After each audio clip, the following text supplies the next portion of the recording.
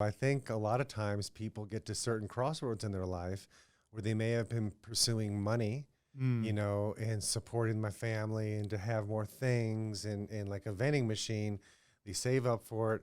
It just drops and now they own it. There's no more joy in that. What comes up next? I mean, they're always seeking and searching for something else, and their purpose gets lost in just stuff, mm, and so when they can finally tap into something like you're saying that's just intrinsic, that's something inside of them that they feel they know they should be doing, and then they start on that avenue, maybe they need to pivot, and maybe that much income wasn't important.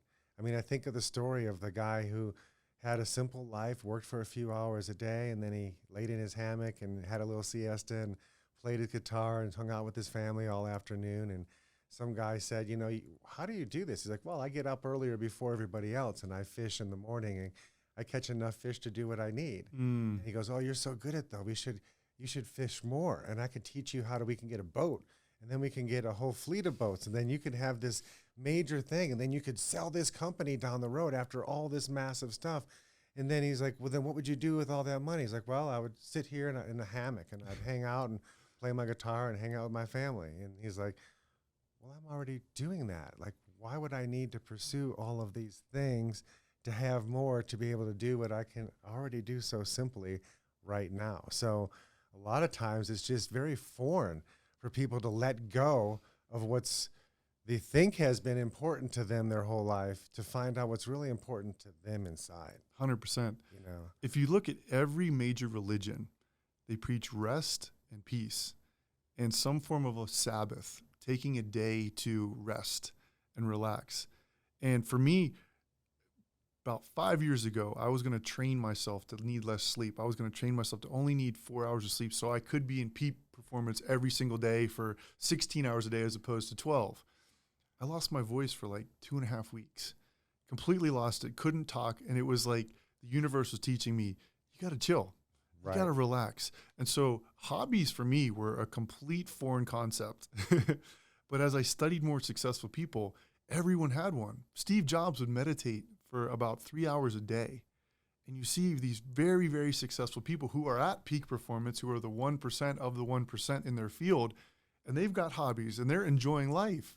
And I was like, well, what am I doing wrong? Where do I need to take a lesson here? And it comes back to balance. Think about that seed. That seed has balance. There's fall and there's winter. There's spring and summer. There's a balance to everything. There's night and then there's day. You know, the old proverb, it's better to give than to receive. Well, you got to receive. There's always a receiving. There's a balance to everything. This is where yin and yang comes in as well. And so you've got to have that downtime so the peak performance time can be that much better. For example, if you're getting 5 hours of sleep a night and you're a person who needs 8, I think it's only about 3% of people need less than 8 hours of sleep on a consistent basis. And so if you're not getting enough sleep, you're going to be drained during the day. So that sleep, that's that balance, that's that time.